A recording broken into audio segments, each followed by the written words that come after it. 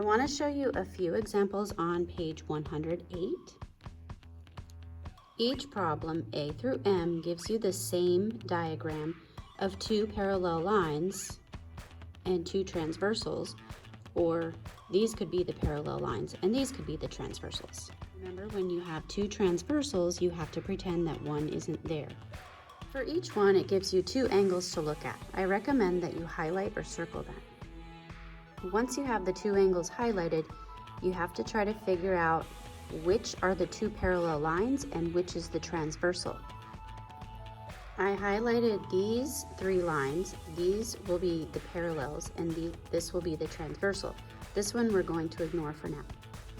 In the column that says transversal, write the line that is being used as the transversal in this particular problem. Remember, it's going to change for each one. So I wrote L for line L. Now it's pretty easy to see that 1 and 3 are corresponding angles. Fill in the column where it says name of angles with corresponding.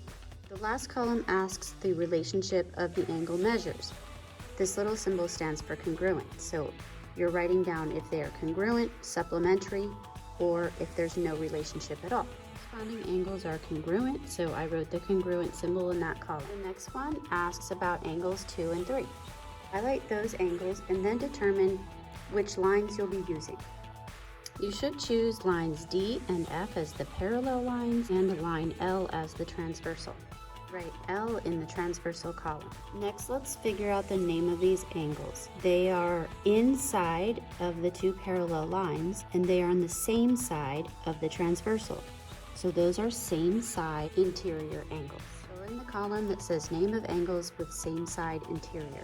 You can look back at your reference card to see that same side interior angles are listed under supplementary angles. Under the relationship column, write supplementary since these two angles are supplementary. I've chosen a few more of these to try on your own, starting with C. Refer back to the presentation to see which ones you should do.